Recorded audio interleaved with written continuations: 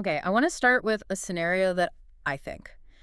Well, I think it's going to feel uncomfortably familiar for a lot of people. Mm. You're at a dinner party, maybe just grabbing coffee with a coworker, and the conversation drifts toward, life, meaning, spirituality. Right. And deep down, you have this conviction, this faith that's central to who you are. It's not a hobby, it's the engine of your life. But the moment you try to articulate it, The glitch the happens. glitch, exactly. You freeze. You start stammering. You suddenly feel like you're trying to explain, I don't know, quantum physics to a toddler. Or worse, you hear yourself talking and you sound like a bad infomercial. Mm-hmm. It's just rehearsed, robotic. Yes, and completely disconnected from the actual human being sitting across from you. It's the dreaded spiritual stutter. Hmm. And honestly, it's a massive source of frustration.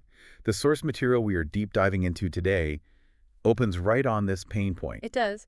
It describes people who've been immersed in church culture for decades. They know the songs, the theology, the history, but when they have to speak about it in the wild, so Yeah. to speak, they effectively lose the power of speech. Which sets up the core metaphor for today's deep dive, and I found this incredibly helpful.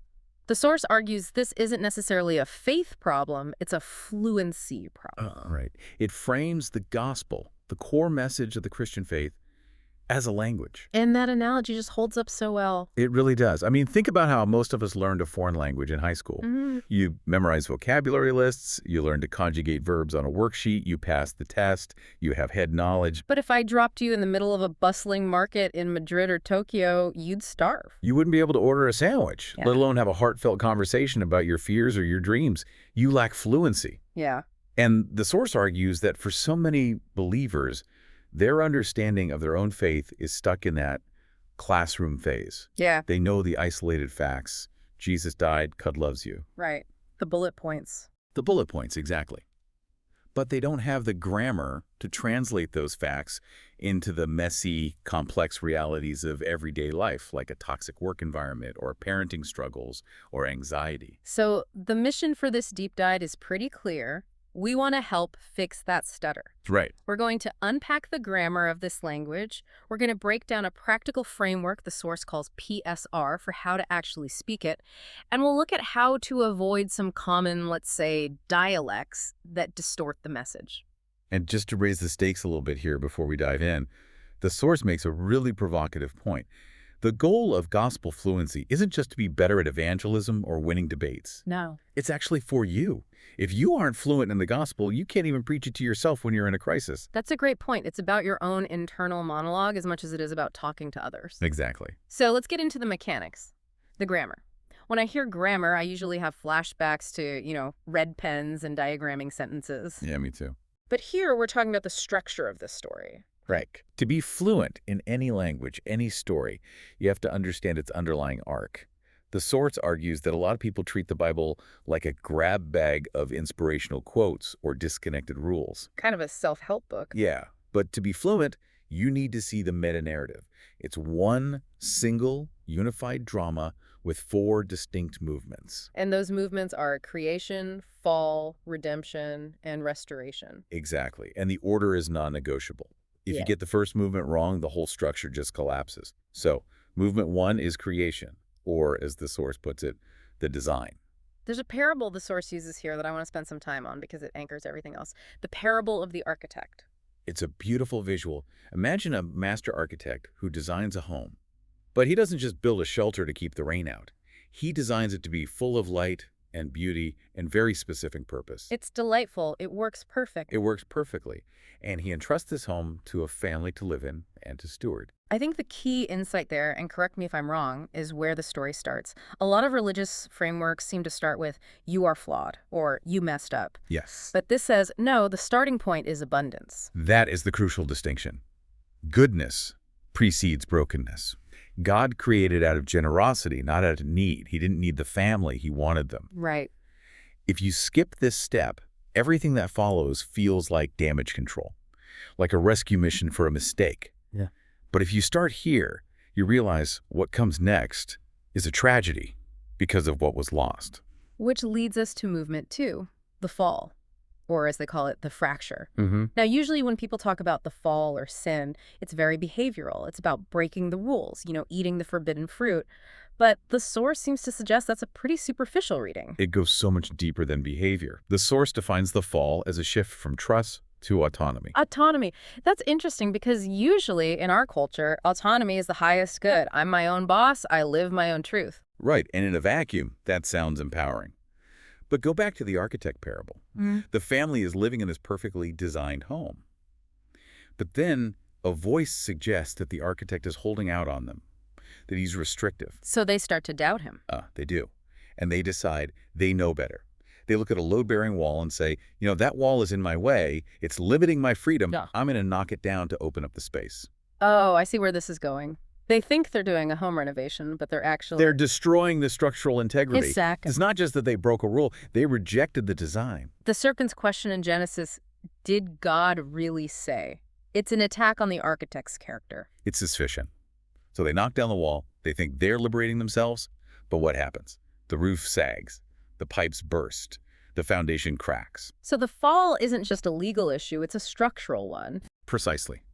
The house begins to deteriorate. Not because the architect is mean and is punishing them, but because they violated the structural reality of the design. This explains why the world feels the way it does. It's not just that people do bad things. Right. It's that the structure of reality has been fractured by this shift from trust to self-reliance. And that sets the stage for the third movement, because if the house is falling down around your ears and you're the one who knocked out the supports, you can't fix it yourself. You are the problem, so you cannot be the solution. This leads to movement 3, redemption, or the intervention. And in the parable, the architect doesn't just condemn the house and bulldoze it. No, he enters it. This is the concept of incarnation. And here the source shifts metaphors to something really visceral that I think listeners will connect with, the lost traveler. This one really landed for me. It paints this picture of a traveler lost in a dense, stormy forest. It's pitch black, freezing cold, and they are completely disoriented.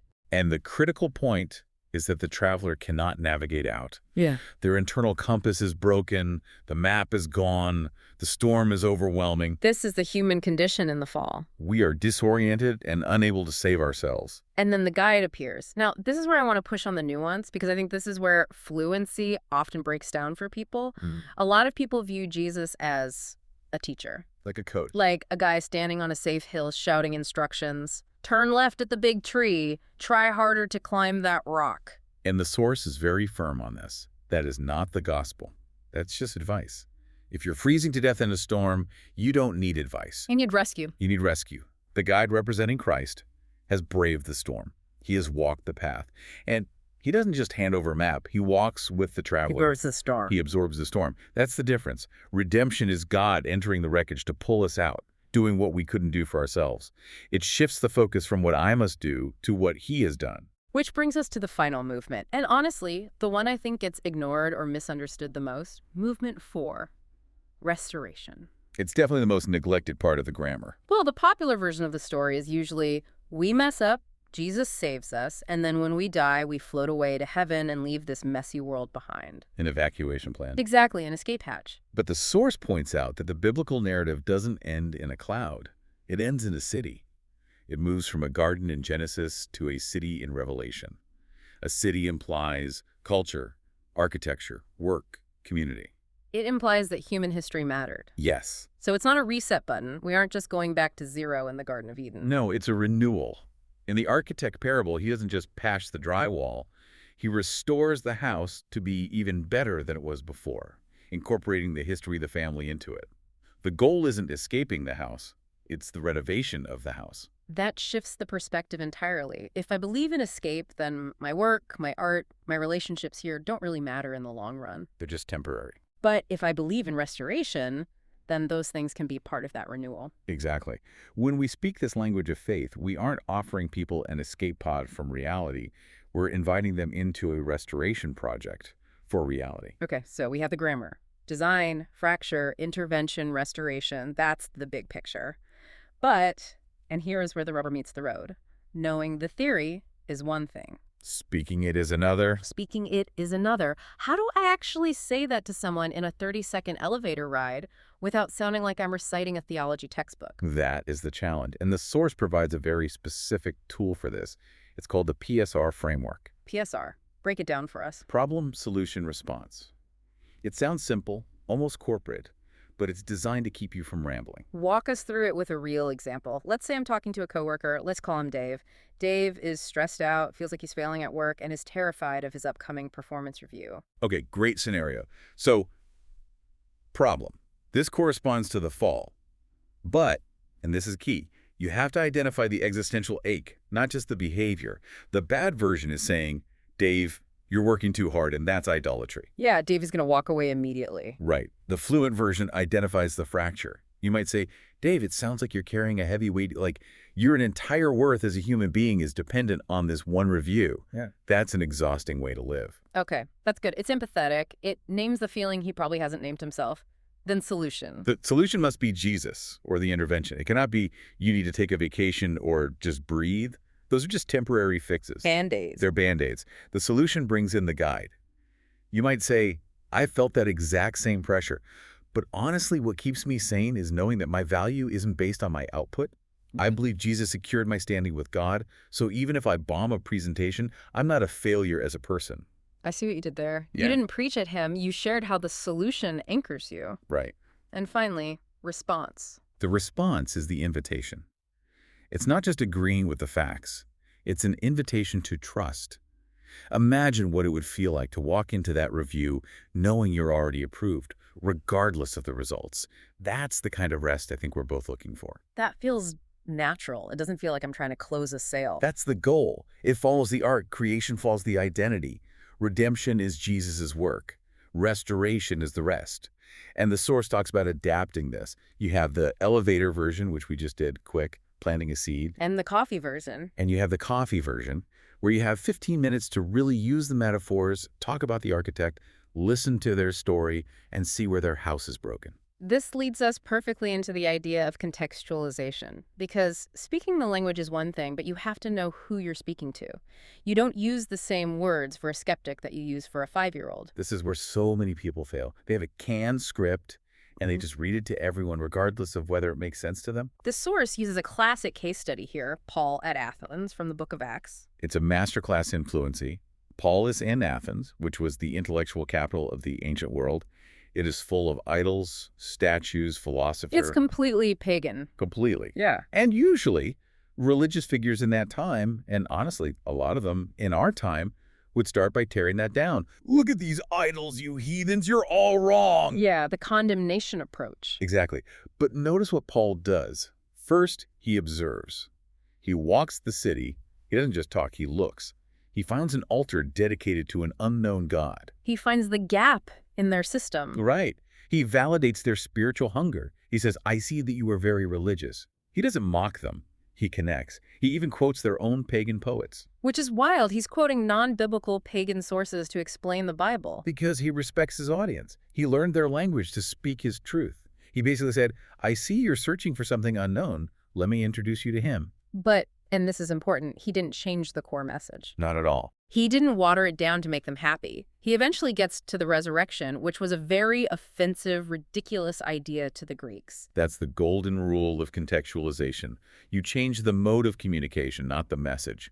You build a bridge to walk the truth across. Yeah. If you change the message, you aren't translating, you're lying. Yeah. But if you don't change the mode, you're just making noise. So let's apply that to today. The source contrasts speaking to a skeptic versus speaking to a child. How does that look in practice? For the skeptic, you honor their intellect. You use reason. You might focus on the historical evidence of the resurrection or the logical consistency of the Christian worldview. You don't say, just have faith. That's a conversation ender. It is. Okay. You say, let's look at the evidence. Let's look at the claims. You meet them in the library, so to speak. And for the child? You use concrete metaphors. Yeah. Like a lost toy. You know how sad you are when you lose your favorite bear, and how happy you are when Daddy finds it. That's how God feels about us. It's the same story, loss and restoration, but translated for the cognitive level of the listener. It strikes me that fluency is really an act of love. It takes effort to translate. It's easier to just use your own jargon and expect people to keep up. It is. Clarity is kindness. If I love you, I will do the work to speak in a way you can understand. Now we have to talk about the warning labels. The source spends a good amount of time on gospel reductions. These are the ways we Even well-meaning people accidentally ruin the story. These are the dialects of distortion, and they are sneaky because they sound almost right. The first, and probably most common, is moralism. The try harder gospel. Yes. This reduces the gospel to behavior modification. Stop cussing, stop drinking, be nice, and God will love you. Which totally flips the architect's story on its head. It's like saying, if you fix the house yourself, if you repair the foundation on your own, then the architect will finally come back. Exactly. It replaces done, Christ's finished work, with due human effort. Yeah. It leaves people exhausted because they can never do enough. That's a good diagnostic. It is. If your version of faith leaves you feeling constantly burdened, ashamed, and not good enough, you're likely speaking moralism, not gospel. What's the second distortion? Prosperity, or faith equals success. This treats God like a vending machine. If I insert enough faith coins, I get money, health, and a promotion. I feel like we see this one a lot on TV. It sells well. It sells very well because it appeals to our greed and our desire for control. But the source corrects this by reminding us that the gospel promises eternal hope and presence, not immediate comfort. Right. Jesus didn't promise a storm-free life. He promised to be the guide in the storm. So if your faith shatters the moment you have a bad day or lose your job, you might have been banking on the prosperity gospel without realizing it. Precisely. And the third one is interesting for us given the nature of this show. Intellectualism. The data entry gospel. It's the idea that salvation is just agreeing with a list of facts. Do you believe X, Y, and Z? Do you sign the doctrinal statement? Okay, you're in. Checking the boxes. Right. But the source makes a chilling point here. Even demons have correct theology.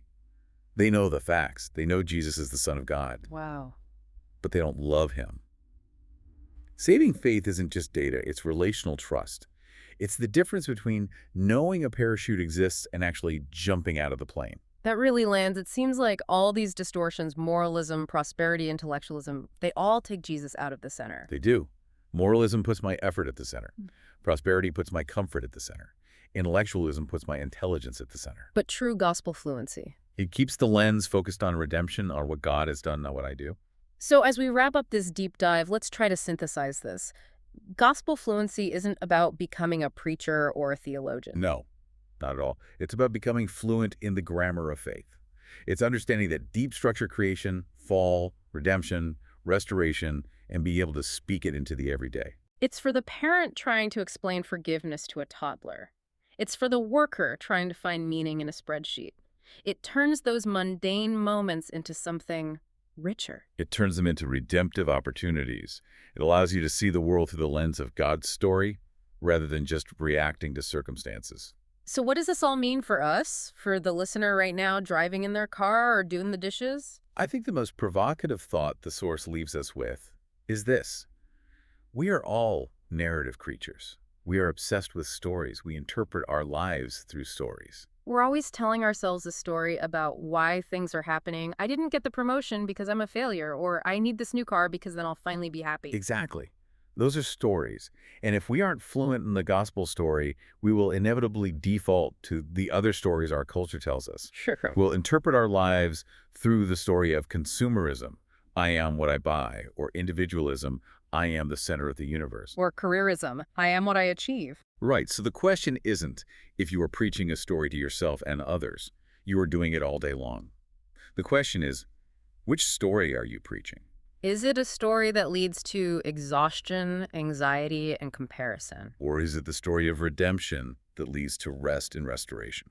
That is a huge question to chew on. Are we speaking the language of hope, or just echoing the noise around us? It's a language worth learning. Absolutely. Well, that's our deep dive on gospel fluency. Thanks for listening, and we'll catch you next time.